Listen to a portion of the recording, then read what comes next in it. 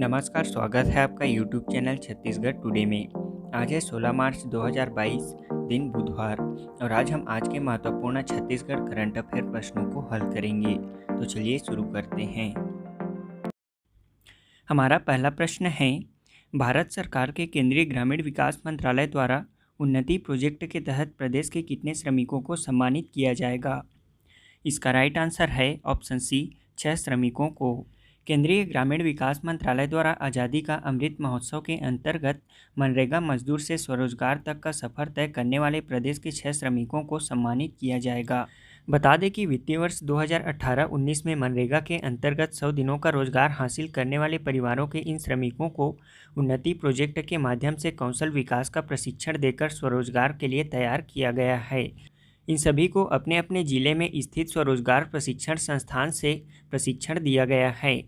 इन्हें केंद्रीय ग्रामीण विकास मंत्रालय द्वारा 24 मार्च को नई दिल्ली में आयोजित कार्यक्रम में सम्मानित किया जाएगा। बता दें कि प्रोजेक्ट उन्नति केंद्रीय ग्रामीण विकास मंत्रालय के मनरेगा डिवीज़न द्वारा शुरू किया गया एक महत्वाकांक्षी कार्यक्रम है, जो राष्ट्रीय ग्रामीण आजीविका मिशन और मनरेगा के परस्पर समन्वय से संचालित किया जा रहा है। इस कार्यक्रम का उद्देश्य मनरेगा के अंतर्गत कार्य कर रहे ग्रामीण परिवारों के सदस्यों को उनकी रुचि के आधार पर प्रशिक्षण देकर उन्हें रोजगार एवं स्वरोजगार के काबिल बनाना है। इसमें परिवार के किसी एक सदस्य को, जिनकी आयु 18 से 45 वर्ष है, स्वरोजगार के लिए प्रशिक्षण मुहैया कराया जाता है। अगला प्रश्न है, छत्तीसगढ़ शासन द्वारा आर्यभट्ट शोध संस्थान के सहयोग से आकार 2022 का आयोजन किया जा रहा है। इसका उद्देश्य है, इसका राइट आंसर है ऑप्शन डी, पारंपरिक शिल्प और विविध कलाओं पर प्रशिक्षण देना। छत्तीसगढ़ सरकार द्वारा पारंपरिक शिल्प व विविध कलाओं के संरक्षण, प्रचार प्रसार, जागरूकता तथा रुचि जागृत करने के लिए आर्यभट्ट शोध संस्थान के सहयोग से संस्कृति विभाग द्वारा आकार 2022 का आयोजन किया जा रहा है। इसके तहत युवाओं को पारंपरिक शिल्प कलाओं का प्रशिक्षण 13 मार्च से दिया जा रहा है, जो कि 21 मार्च तक चलेगा। इसका संचालन महंत गुरु घासीदास स्मारक परिसर संग्रहालय रायपुर में शिविर लगाकर किया जा रहा है। इस शिविर में पारंपरिक शिल्प तथा विविध कलाओं जैसे बांस शिल्प, मधुबनी आर्ट, काष्ठ कला, dye flower making, Japan paper cutting इत्यादि का प्रशिक्षण दिया जा रहा है। इस प्रशिक्षण के बाद प्रशिक्षणार्थियों द्वारा निर्मित कलाओं का प्रदर्शन किया जाएगा। अगला प्रश्न है, हाल ही में छत्तीसगढ़ में फार्मटेक एशिया अंतर्राष्ट्रीय किसान मेला एवं कृषि प्रदर्शनी का आयोजन किस जिले में किया गया है? इसका राइट आंसर है ऑप्शन बी, रायपुर जिले में। छत्तीसगढ़ की राजधानी रायपुर के इंदिरा गांधी कृषि विश्वविद्यालय परिसर में फार्मटेक एशिया अंतर्राष्ट्रीय किसान मेला एवं कृषि प्रदर्शनी 2022 का आयोजन किया गया। यह 4 दिवसीय आयोजन 11 से 14 मार्च 2022 तक हुआ। बता दें कि यह आयोजन छत्तीसगढ़ शासन के कृषि एवं उद्यानिकी विभाग तथा इंदिरा गांधी कृषि विश्वविद्यालय के सहयोग से किया गया था। इस मेले के किसान सम्मेलन में छत्तीसगढ़ के विभिन्न जिलों से लगभग 5000 किसान शामिल हुए थे। वहीं फार्मटेक एशिया किसान मेला एवं प्रदर्शनी में शासकीय, सार्वजनिक एवं निजी क्षेत्र की 132 संस्थाओं द्वारा किसानोपयोगी नवीनतम कृषि तकनीक एवं उत्पादों का प्रदर्शन तथा विक्रय किया गया। इस प्रदर्शनी में इंदिरा गांधी कृषि विश्वविद्यालय द्वारा विकसित नवीनतम कृषि प्रौद्योगिकी अनुसंधान तकनीकों एवं उत्पादों का प्रदर्शन भी किया जा रहा था। यह मेला एवं प्रदर्शनी लगभग 15,000 वर्ग मीटर क्षेत्र में आयोजित किया गया था। अगला प्रश्न है, राष्ट्रीय परिवार स्वास्थ्य सर्वेक्षण 5 के अनुसार मिशन इंद्रधनुष के तहत कौन सा राज्य पूर्णतः टीकाकरण की सूची में शीर्ष स्थान पर है? इसका राइट आंसर है ऑप्शन बी, उड़ीसा राज्य। राष्ट्रीय परिवार स्वास्थ्य सर्वेक्षण 5 के अनुसार मिशन इंद्रधनुष के तहत 90.5% कवरेज के साथ उड़ीसा राज्य भारत में पूर्ण टीकाकरण की सूची में शीर्ष स्थान पर है। मिशन इंद्रधनुष के तहत नियमित टीकाकरण से वंचित 0 से 2 वर्ष तक के बच्चों और गर्भवती महिलाओं के लिए देशव्यापी स्तर पर चलाए जा रहे मिशन इंद्रधनुष अभियान के तहत संपूर्ण टीकाकरण का लक्ष्य हासिल करने में उड़ीसा राज्य ने बाजी मारी है। अगला प्रश्न है, सिफरी 2021 की रिपोर्ट के अनुसार सऊदी अरब के साथ साथ कौन सा देश हथियारों के सबसे बड़े आयातक के रूप में उभरा है? इसका राइट आंसर है ऑप्शन ए, भारत। हाल ही में Stockholm International Peace Research Institute SIPRI ने trends and international arms transfer 2021 पर अपनी नवीनतम रिपोर्ट जारी की है। इस रिपोर्ट के अनुसार भारत और सऊदी अरब 2017 से 21 के बीच हथियारों के सबसे बड़े आयातक के रूप में उभरे हैं। इन दोनों देशों की वैश्विक हथियारों की बिक्री में 11% की हिस्सेदारी है, जबकि इसमें मिस्र सिर्फ 5.7%, ऑस्ट्रेलिया 5.4% और चीन 4.8% है। ये क्रमशः शीर्ष 5 में अगले 3 सबसे बड़े आयातक थे। बता दें कि इस रिपोर्ट में भारत को सूची में सबसे ऊपर रखा गया है, क्योंकि भारत के कुल आयात का 85% 3 देशों से था। इसमें रूस 46%, फ्रांस 27% और यूएसए 12%। ये देश अवधि के दौरान भारत को हथियारों के शीर्ष 3 सबसे बड़े निर्यातक थे। वहीं 2017 से 21 में सबसे बड़ा हथियार निर्यातक देशों की बात करें तो संयुक्त राज्य अमेरिका 39% हिस्सेदारी के साथ 2017 से 21 के दौरान दुनिया के सबसे बड़े हथियार निर्यातक के रूप में अपनी स्थिति बनाए रखा है। इसके बाद क्रमशः रूस 19%, फ्रांस 11%, चीन 4.6% और जर्मनी 4.5% हथियार निर्यातक देश हैं।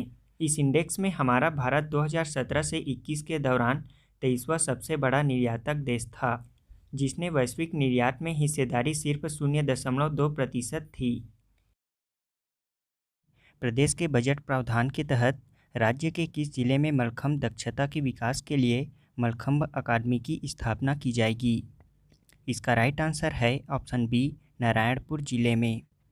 अगला प्रश्न है, राज्य बजट 2022-23 के तहत प्रदेश में जल जीवन मिशन के तहत कितने परिवारों को नल जल कनेक्शन प्रदान करने का लक्ष्य रखा गया है?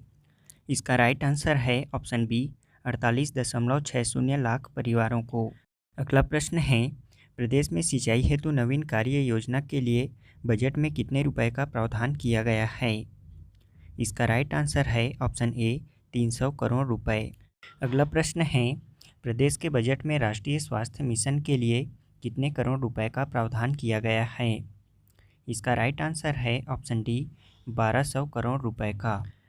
अगला प्रश्न है, प्रदेश में छत्तीसगढ़ हर्बल्स ब्रांड के उत्पादों का विक्रय राज्य के कितने संजीवनी केंद्रों से की जाएगी? इसका राइट आंसर है ऑप्शन डी, 30 संजीवनी केंद्र से। अगला प्रश्न है, नेशनल फैमिली हेल्थ 5 के तहत वर्ष 2020-21 में प्रदेश में संस्थागत प्रसव का प्रतिशत कितना हो गया है? इसका राइट आंसर है ऑप्शन बी, 85.7%। अगला प्रश्न है, छत्तीसगढ़ राज्य के बजट 2022-23 के मुख्य 10 विभागों में विभागवार बजट प्रावधान किस क्षेत्र में सर्वाधिक है? इसका राइट आंसर है ऑप्शन सी, स्कूल शिक्षा।